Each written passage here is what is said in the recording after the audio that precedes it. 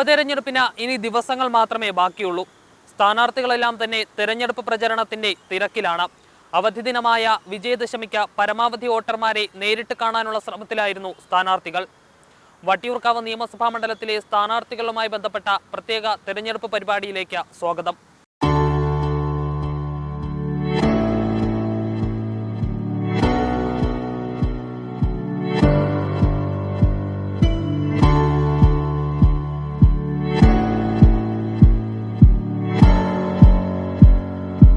മറ്റ് ഇരു മുന്നണികൾക്കും ശേഷം ഏറ്റവും ഒടുവിലാണ് NDA സ്ഥാനാർത്ഥിയെ പ്രഖ്യാപിച്ചത്. എങ്കിലും പ്രചരണത്തിൽ അഡ്വക്കേറ്റ് S. സുരേഷ് ഏറെ മുന്നിലാണ്. വിജയദശമി ദിനത്തിലെ NDA സ്ഥാനാർത്ഥിയുടെ വിശേഷങ്ങൾ നോക്കാം.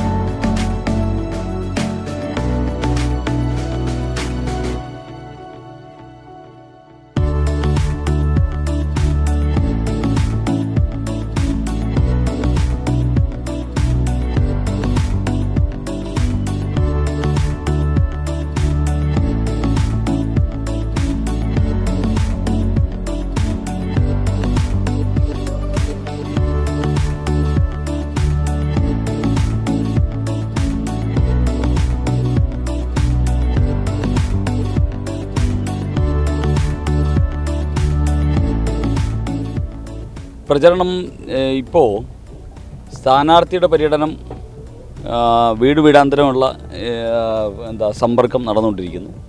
അതോടൊപ്പം തന്നെ കുമ്മനം രാജേട്ടൻ്റെ ഒരു ഭാഗത്തുനിന്ന് അദ്ദേഹത്തിൻ്റെ വീട് വീടാന്തരമുള്ള പര്യടനം നടന്നുകൊണ്ടിരിക്കുന്നു. ശ്രീ അൽഫോൺസ് കണ്ണന്താനം, അതോടൊപ്പം തന്നെ ശ്രീധരൻപിള്ള സാറ്, MD രമേശ്, ശോഭാ സുരേന്ദ്രൻ, ഇത്തരത്തിലുള്ള ആൾക്കാരെല്ലാം ഇവിടെ ഈ പ്രവർത്തനവുമായിട്ട് ബന്ധപ്പെട്ട് വീടുകൾ സമ്പർക്കം ചെയ്തതിനും കീ വോട്ടേഴ്സിനെ കാണുന്നതിനുമായിട്ട് വന്നിട്ടുണ്ട്. അതോടൊപ്പം തന്നെ തിരുവനന്തപുരത്തുള്ള സംസ്ഥാന ഭാരവാഹികൾ എല്ലാവരും സജീവമായിട്ട് ഇവിടെ ഈ ഗ്രഹസമ്പർക്കത്തിൽ സജീവമാണ്. ഇപ്പോൾ ഞങ്ങളുടെ പ്രവർത്തനത്തിൻ്റെ ആദ്യഘട്ടം എന്ന നിലയിൽ കൺവെൻഷൻ കഴിഞ്ഞതിന് ശേഷമുള്ള അടുത്ത ഘട്ടം എന്ന നിലയിൽ ഇപ്പോൾ ഹൗസ് ടു ഹൗസ് ക്യാമ്പയിനാണ് ഇപ്പോൾ പുരോഗമിച്ചുകൊണ്ടിരിക്കുന്നത്. ഇന്നിപ്പോൾ പൂജ ദിവസവുമായിട്ട് ബന്ധപ്പെട്ട് ക്ഷേത്രങ്ങളിൽ ദർശനം നടത്തി. ഇന്നലെ ഇന്നുമായിട്ട് ഇന്ന് ഒരു കൈലാസം എന്ന് പറയുന്നൊരു കുഞ്ഞിനെ എഴുത്തിനിരുത്താൻ കഴിഞ്ഞു. അതോടൊപ്പം തന്നെ ഇനിയിപ്പോൾ ഉച്ചയ്ക്ക് ശേഷം ഏതെങ്കിലും മേഖലയിൽ നിശ്ചയിക്കപ്പെട്ടിട്ടുള്ള സ്ഥലങ്ങളിൽ വീട് വീടാന്തരം കയറി വോട്ട് ചോദിക്കുക എന്നുള്ളതാണ്. ഒരു ദിവസം നൂറുകണക്കിന് വീടുകളിൽ പോയി നേരിട്ട് വോട്ട് ചോദിച്ചാണ് ഒരു സ്ഥാനാർത്ഥി എന്ന നിലയിൽ ഞാൻ ഇപ്പോൾ ഈ പ്രവർത്തനത്തിൽ കൂടുതൽ ഇടപെട്ടുകൊണ്ടിരിക്കുന്നത്. എന്തായാലും വളരെ വലിയൊരു ആത്മവിശ്വാസവും പ്രതീക്ഷയും നൽകുന്നതാണ് ഈ തെരഞ്ഞെടുപ്പ്. ഈ കഴിഞ്ഞ പാർലമെൻറ്റ് തെരഞ്ഞെടുപ്പിൽ 2014 പാർലമെൻറ്റ് തെരഞ്ഞെടുപ്പിലും അതിനുശേഷം വന്ന നഗരസഭാ തെരഞ്ഞെടുപ്പിലും വട്ടിയൂർക്കാവ് മണ്ഡലത്തിൽ BJPക്ക് 1ാം സ്ഥാനം വന്ന സാഹചര്യമുണ്ട്. അതിനുശേഷം വന്ന 2016-ലും 19-ലെയും 16-ലെ അസംബ്ലി തെരഞ്ഞെടുപ്പിലും 19-ലെ പാർലമെൻറ്റ് തെരഞ്ഞെടുപ്പിലും തുച്ഛമായ വോട്ടുകൾക്ക് 2ാം സ്ഥാനമായി പോയി എന്നേ ഉള്ളൂ. അത് LDFൻ്റെ വോട്ട് സമ്പൂർണ്ണമായിട്ട് UDFന് മറിച്ചു കൊടുക്കുന്നൊരു സാഹചര്യം വന്നപ്പോഴാണ് സംഭവിച്ചത്.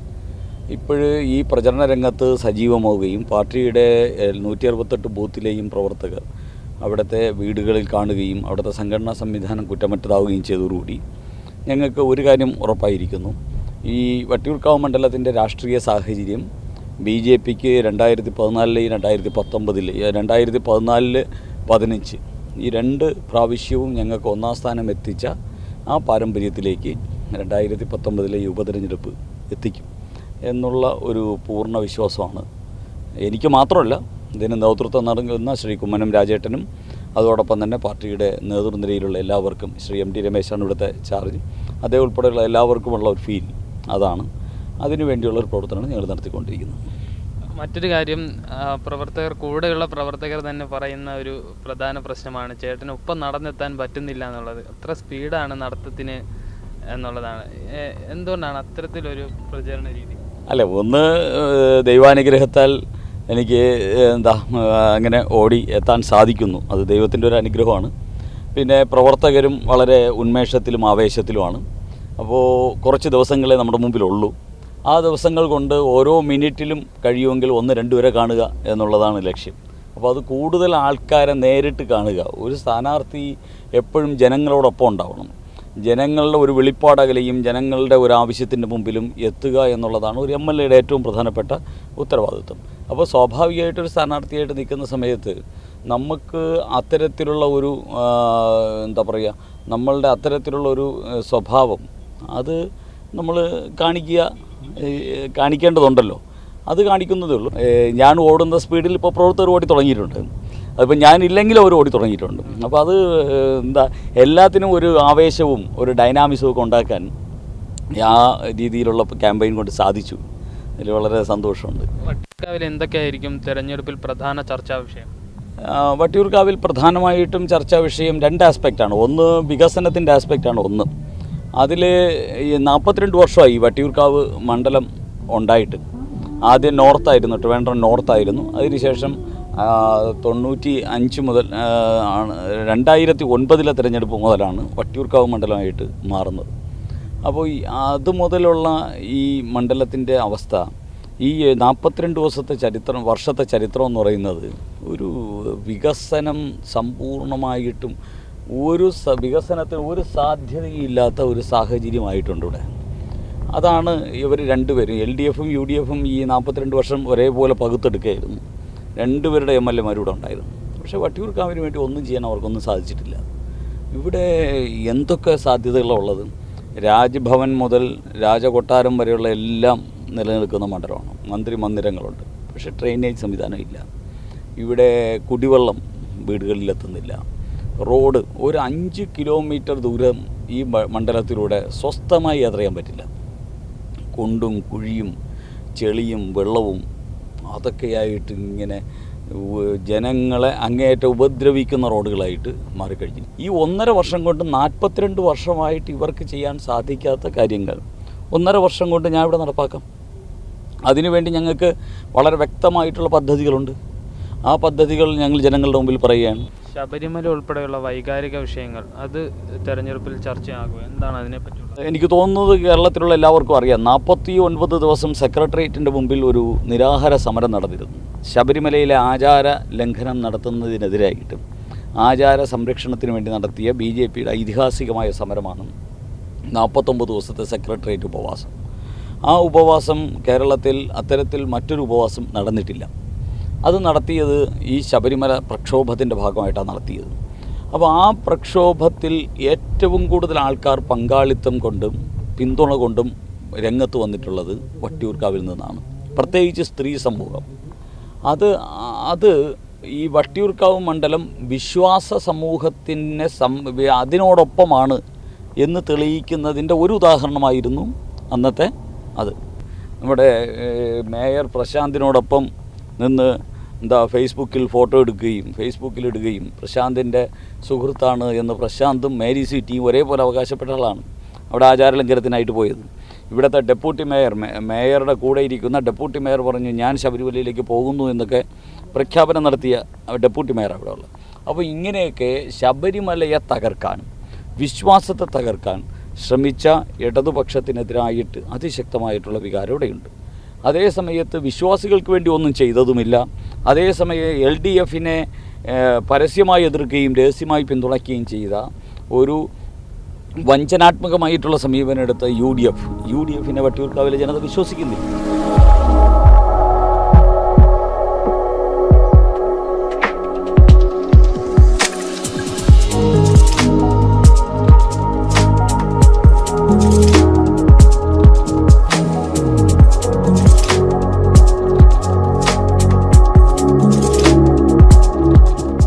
യഥാർത്ഥത്തിൽ കോൺഗ്രസ്സുകാരുടെ അകത്തല്ലേ പ്രശ്നം.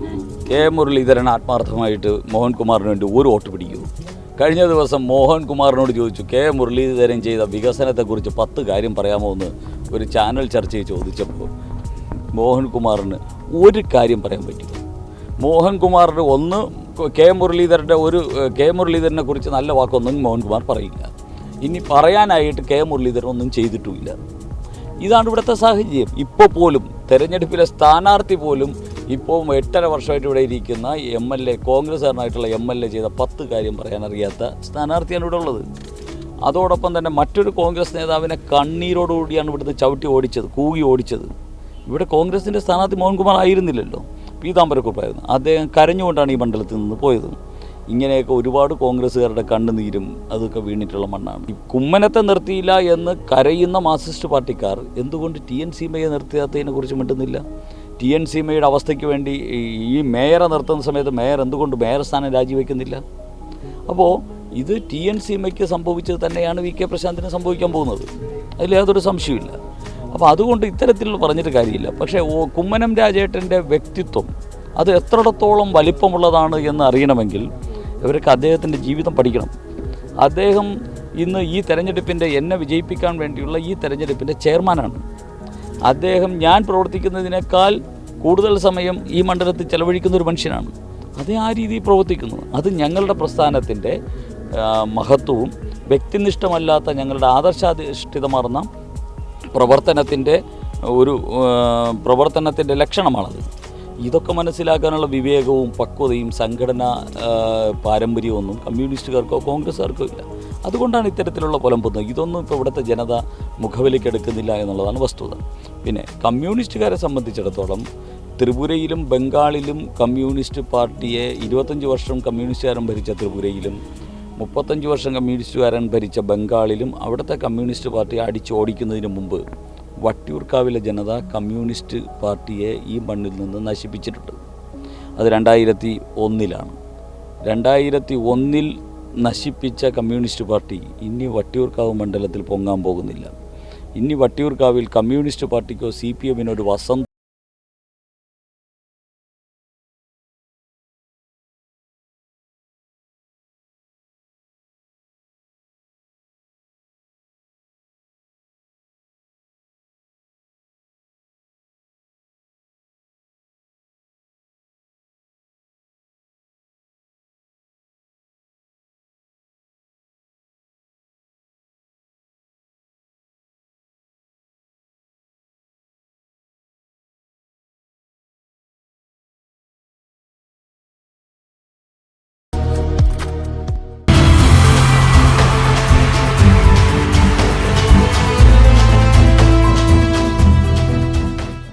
കുഞ്ഞുങ്ങളെ ഹരിശ്രീ കുറിച്ചായിരുന്നു UDF സ്ഥാനാർത്ഥി മോഹൻകുമാറിന്റെ വിജയദശമി ദിനത്തിലെ പ്രചരണ പരിപാടികൾ ആരംഭിച്ചത്. മണ്ഡലത്തിലെ പ്രധാന കവലകളിലും കീ വോട്ടർമാരെ നേരിട്ട് കണ്ടുമായിരുന്നു വിജയദശമി ദിനത്തിൽ UDF സ്ഥാനാർത്ഥിയുടെ തെരഞ്ഞെടുപ്പ് പ്രചരണം.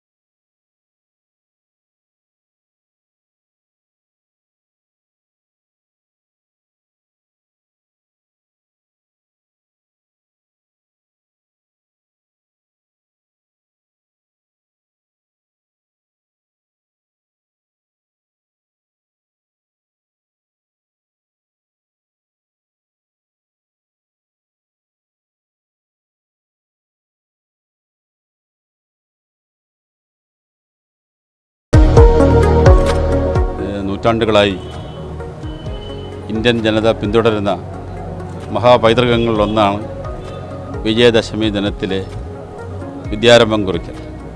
വർഷങ്ങൾക്ക് മുമ്പ് ഒരു വിജയദശമിയിലാണ് ഞാനും ഈ വിജ്ഞാനത്തിൻ്റെയും വിദ്യയുടെയും അത്ഭുത ലോകത്തിലേക്ക് അക്ഷരങ്ങൾ കുറിച്ചുകൊണ്ട് കടന്നു വന്നത്. എനിക്കിന്ന് ഈശ്വരിയമ്മൻ ക്ഷേത്രത്തിൽ ഏതാനും കുരുന്നുകളെ അക്ഷരലോകത്തേക്ക് ആനയിക്കാനുള്ള ഒരു ഭാഗ്യം ലഭിക്കുകയുണ്ടായി. മറ്റ് ക്ഷേത്രങ്ങളിലും ഉദയന്നൂർ ദേവീക്ഷേത്രത്തിലും കേശവപുരം ശ്രീകൃഷ്ണസ്വാമി ക്ഷേത്രത്തിലും കാഞ്ഞിരമ്പാറ ക്ഷേത്രത്തിലുമൊക്കെ ദർശനം നടത്താനുള്ള അവസരം ലഭിച്ചു.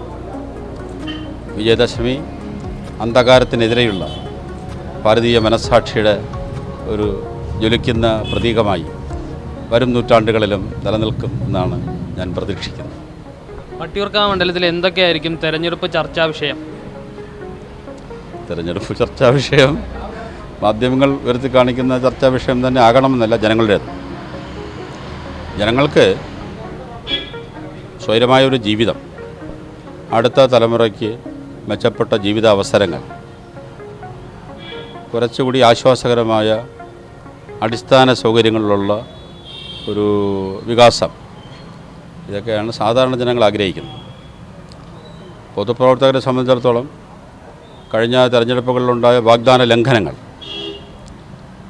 എല്ലാം ശരിയാകുമെന്ന് പ്രഖ്യാപിച്ചു എന്ന LDFൻ്റെ വരവ് എല്ലാം ശിഥിലമാക്കിയതിനെക്കുറിച്ചുള്ള നൈരാശ്യം, നരേന്ദ്രമോദി ഗവൺമെൻറ് വന്നതിന് ശേഷം റിസർവ് ബാങ്കിനെ പോലും അതിൻ്റെ കരുതൽ ധനത്തിനെ പോലും കൈവയ്ക്കുന്ന ആലോചനയില്ലായ്മ, പെട്രോളിയം ഡീസൽ ഉൽപ്പന്നങ്ങൾക്ക് പണ്ടൊരിക്കൽ പ്രഖ്യാപിച്ചതുപോലെ വില നിശ്ചയിക്കുന്ന അധികാരം ഗവൺമെൻറ് ഏറ്റെടുത്ത് 50 രൂപയിൽ തന്നെ നിലനിർത്തും.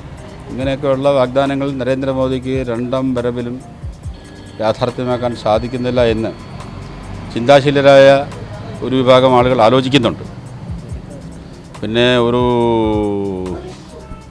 വൃശ്ചിക മാസക്കാലം അടുക്കുകയാണ്. വിശ്വാസികളുടെ മനസ്സിൽ ഉത്കണ്ഠയും ആകാംക്ഷയുമുണ്ട്. അവർ കബളിപ്പിക്കപ്പെടുമോ? ഇരുവിഭാഗങ്ങളായി നിന്നുകൊണ്ട് രാഷ്ട്രീയ കൗശലമുള്ള ബുദ്ധിജീവികൾ തങ്ങളുടെ നിലപാട് തറകൾ ഉറപ്പിക്കുന്നതിന് വേണ്ടി പാവപ്പെട്ട വിശ്വാസികളെ പരീക്ഷണ വിധേയമാക്കുമോ എന്നുള്ള ആശങ്ക വിശ്വാസി മനസ്സുകളിലുണ്ട്. ശബരിമല വിഷയം ഒരു സജീവ ചർച്ചയാക്കുമോ തെരഞ്ഞെടുപ്പ്?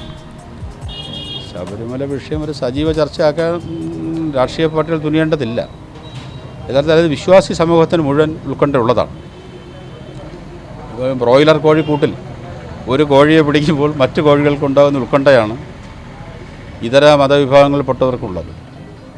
ആരാധനാലയങ്ങളിലേക്ക് കൈവയ്ക്കാനുള്ള സ്റ്റാലിനിസ്റ്റ് തന്ത്രം അത് ലോകത്ത് ഒരിടത്തും വിജയിച്ചിട്ടില്ല. 500-600 വർഷം പഴക്കമുള്ള ആരാധനാലയങ്ങളെ കമ്മ്യൂണിസ്റ്റ് പാർട്ടിയുടെ നേതൃത്വത്തിൽ പുനർവിദ്യാഭ്യാസ കേന്ദ്രങ്ങളായി പ്രഖ്യാപിച്ചിട്ടുണ്ട്. ദൈവത്തിനെക്കുറിച്ചോ മതത്തിനെക്കുറിച്ചോ ഒരക്ഷരം പറയരുത് എന്ന ശാഠ്യം നിരവധി രാജ്യങ്ങളിൽ പതിറ്റാണ്ടുകൾ നിലനിന്നു. പക്ഷേ അതെല്ലാം ശിഥിലമായി പോയില്ലേ? അതെല്ലാം ശിഥിലമായി ആ പള്ളികളെല്ലാം പൂർവാധികം ജനങ്ങളെ ആകർഷിച്ചുകൊണ്ട് ഇപ്പോൾ സജീവമായി പ്രവർത്തിക്കുന്നുണ്ട്. അത്തരം നയങ്ങളിലേക്ക് പോകാതിരിക്കുന്നതാണ് ഉചിതം. എന്തായാലും അതാ ചർച്ചാ വിഷയമാക്കേണ്ട കാര്യമില്ല. അത് ചർച്ചയായി കഴിഞ്ഞതാണ്. ആളുകളുടെ മനസ്സിൽ അതുണ്ട്. യഥാർത്ഥത്തിൽ അത് പരസ്യമായി മാപ്പപേക്ഷിക്കുകയാണ് വേണ്ടത്. ധാരാളം വിശ്വാസികളെ വേദനിപ്പിച്ചു. ധാരാളം വിശ്വാസികൾക്ക് അവരുടെ ജീവിത കാലയളവിൽ ആദ്യമായി സ്വസ്ഥമായി ആരാധന നടത്താനുള്ള അനുമതി നിഷേധിക്കപ്പെട്ടു. അതൊക്കെ ആളുകളുടെ മനസ്സിൽ നിന്ന് പോകുന്നതിന് കാലങ്ങളെടുക്കും. അത് മാപ്പപേക്ഷിച്ച് അവരുടെ വേദനകൾ പരിഹരിക്കാനാണ് ഉത്തരവാദപ്പെട്ട ഭരണാധികാരികൾ ശ്രദ്ധിക്കേണ്ടത്. തെരഞ്ഞെടുപ്പിൽ പ്രധാനമായി മറ്റൊരു മുന്നണികൾ ഉയർത്തിക്കാട്ടുന്നത് വികസനമാണ്. വട്ടിയൂർക്കാവ് ജംഗ്ഷൻ്റെ വികസനം, അതോടൊപ്പം റോഡ് ഉൾപ്പെടെയുള്ള അടിസ്ഥാന സൗകര്യം, ഇതിനോടൊക്കെയുള്ള ഒരു സമീപനം എന്തായിരിക്കും? എനിക്ക് ഒരു അവസരം കിട്ടിയിരുന്ന 2001-2006 വട്ടിയൂർക്കാവിൽ ഉൾപ്പെട്ട എല്ലാ പ്രദേശങ്ങളിലും എനിക്ക് ചൂണ്ടിക്കാണിക്കാൻ കഴിയുന്ന വികസന പ്രവർത്തനങ്ങൾക്ക് ഞാൻ തുടക്കമിട്ടിരുന്നു. ഇവിടെ നിന്ന് കാണാവുന്ന വലിയ വാട്ടർ ടാങ്ക്, ജലസംഭരണി, ഒരു കൂറ്റൻ ജലസംഭരണി ഈ കെട്ടിടത്തിൻ്റെ പുറകിലുണ്ട്. ഇവിടെ നോക്കിയാൽ നിങ്ങൾ അതിൻ്റെ ഒരു വിഷ്വൽ എടുത്ത് പോകും എന്ന് ഞാൻ ആഗ്രഹിക്കുന്നു. ഇതുവഴി കടന്നു പോകുന്ന ഒരു സമാന്തര ജലവിതരണ ശൃംഖല അരുവിക്കരയിൽ നിന്ന് കാച്ചാണി വട്ടിയൂർക്കാവ് വഴി പോകുന്ന ജലവിതരണ ശൃംഖല ഇന്ന് പ്രവർത്തനക്ഷമമായതുകൊണ്ടാണ് കുമ്മിയിലോ കരകുളത്തോ വഴയിലോ പൈപ്പ് പൊട്ടിയാൽ നഗരം ഒരാഴ്ച ദാഹാർദ്ദമായി നിൽക്കാതിരിക്കുന്നതിന് കാരണം ഈ സമാന്തര ജലശൃംഖലയാണ്.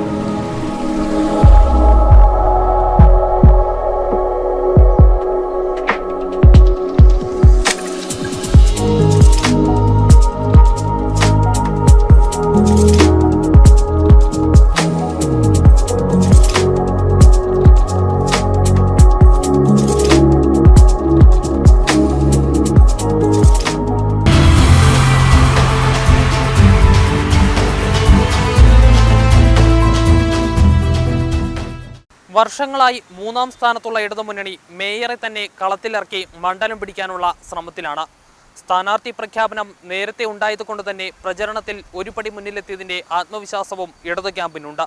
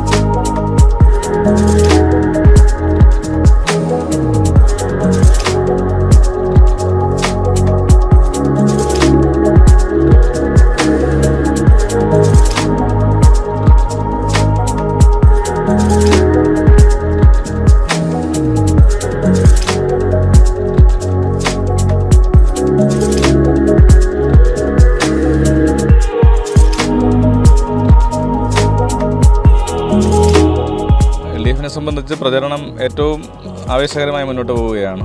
പ്രചരണത്തിൻ്റെ ആദ്യഘട്ടത്തിൽ തന്നെ ഒരു വലിയ മേൽക്കൈ നേടാൻ ഞങ്ങൾക്ക് സാധിച്ചിട്ടുണ്ട്.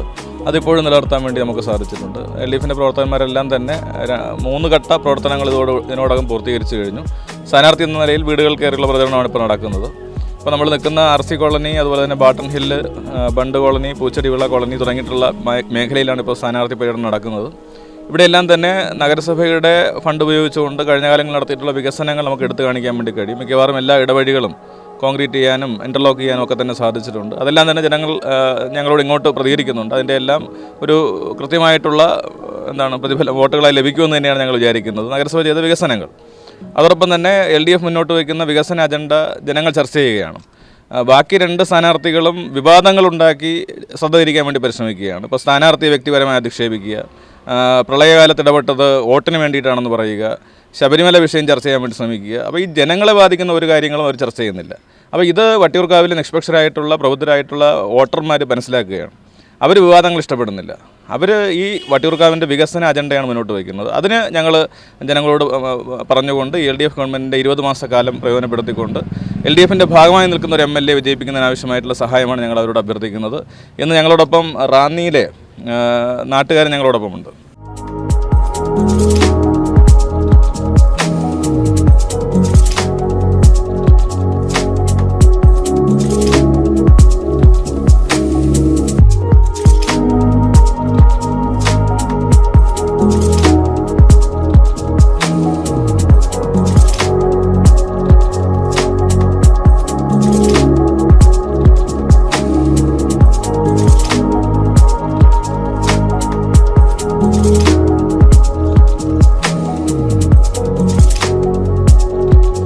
ഓടി നടന്നുള്ള പ്രചരണത്തിലാണ് സ്ഥാനാർത്ഥികൾ. വോട്ടെടുപ്പിന് ഓരോ ദിവസം അടുക്കും തോറും പോരാട്ടം മുറുകുകയാണ്. ഉപതെരഞ്ഞെടുപ്പ് നടക്കുന്ന മറ്റു മണ്ഡലങ്ങളിലെ വിശേഷങ്ങളുമായി വരും ദിവസങ്ങളിൽ വീണ്ടും കാണാം. നമസ്തേ.